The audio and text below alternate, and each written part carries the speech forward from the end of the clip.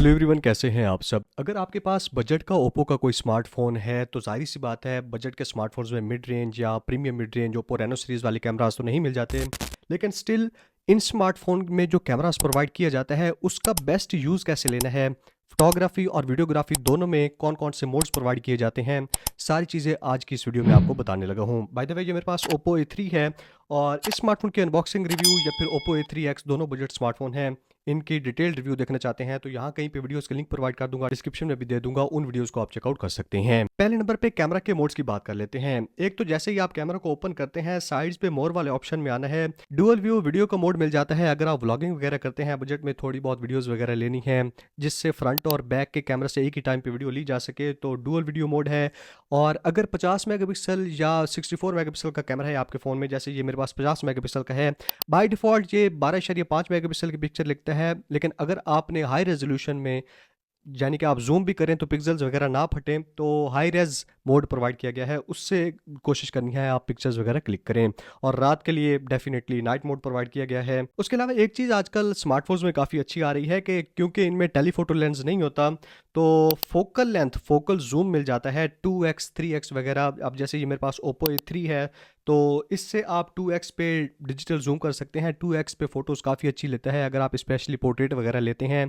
Close up थोड़ा सा हो जाता है और इस फोकल लेंथ पे फोटोज पता नहीं क्यों वैसे ही अच्छी लगती हैं। अब साथ साथ और आगे चल के मैं आपको वीडियोस और फोटोज के सारे सैंपल्स शो करता हूं। पहले कुछ इंपॉर्टेंट टिप्स आपके साथ शेयर कर लेता हूं कि बजट के स्मार्टफोन से अगर आप बेस्ट कैमरा एक्सपीरियंस चाहते हैं, कौन कौन सी सेटिंग्स आपने ऑन कर ली हैं। बाय द वे, अगर आप अपना मोबाइल फोन अपग्रेड करना चाहते हैं या लैपटॉप यानी कि पुराने स्मार्टफोन से नए स्मार्टफोन पे या ऊपर वाले मॉडल पे अपग्रेड करना चाहते हैं, तो ZRBazaar.com पाकिस्तान में एक ऑनलाइन प्लाजा है जहाँ पे काफी अच्छी एक्सचेंज ऑफर चल रही है। बाय द वे, इनकी एप्लीकेशन भी है जिसका लिंक मैं आपको नीचे डिस्क्रिप्शन में प्रोवाइड कर दूंगा। आप एप्पल के ऐप स्टोर से या फिर एंड्रॉइड के प्ले स्टोर से ZR बाजार लिख के इनके एप्लीकेशन को डाउनलोड कर लेना है। जो मोबाइल या लैपटॉप आप बेचना चाह रहे हैं और जो खरीदना चाह रहे हैं, दोनों की इन्फॉर्मेशन यहाँ पे फॉर्म में आपको नीचे डिस्क्रिप्शन में भी लिंक प्रोवाइड कर दूंगा।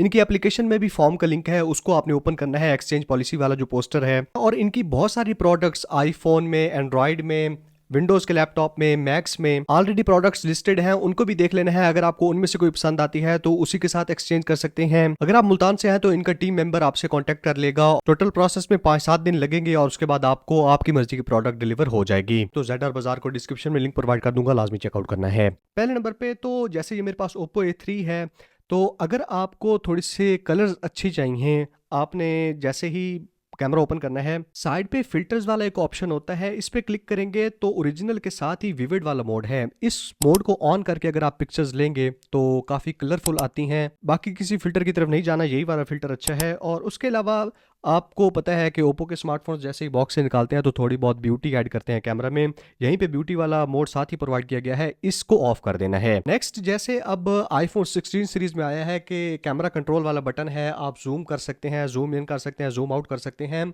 आपको पता है ओप्पो के स्मार्टफोन में भी एक सेटिंग है, सेटिंग्स में जाके वॉल्यूम बटन का जो फंक्शन है वो शटर पे सिलेक्ट होता है, उसको जूम पे सिलेक्ट कर लेना है। उसके बाद वॉल्यूम अप वाला बटन दबाएंगे तो जूम इन होगा और वॉल्यूम डाउन वाला बटन दबाएंगे तो जूम आउट होगा।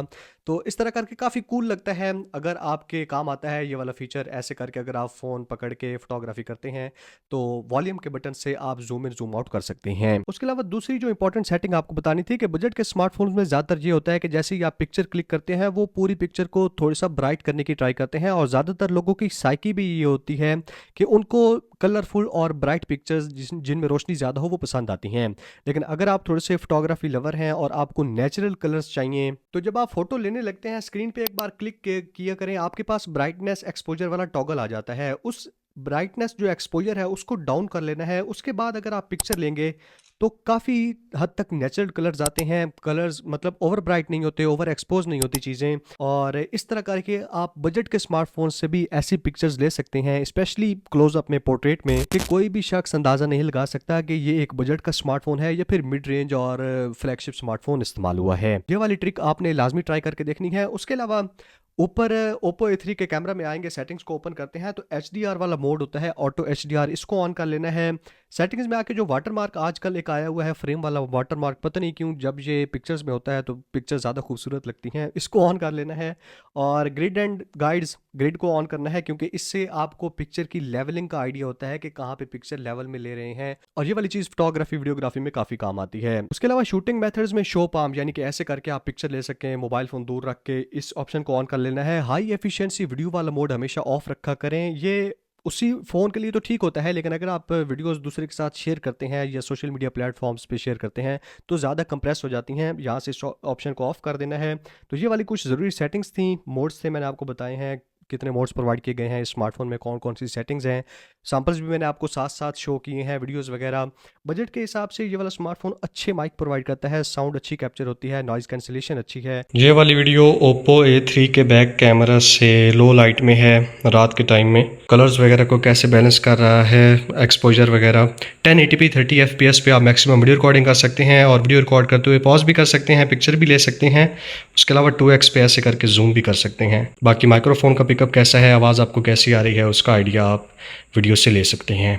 और अगर आप ये वाली सेटिंग्स ट्वीक करके इस स्मार्टफोन से भी पिक्चर्स लेते हैं तो काफ़ी डिटेल्ड पिक्चर्स, क्योंकि 50 मेगापिक्सल की रेजोल्यूशन है, ये वाला स्मार्टफोन आपको प्रोवाइड कर देता है। सेल्फी में डिटेल्स कम है, और स्पेशली अगर आप लो लाइट में चले जाते हैं, आर्टिफिशियल लाइटिंग में, तो वहाँ पे तो बहुत ही काम ख़राब हो जाता है।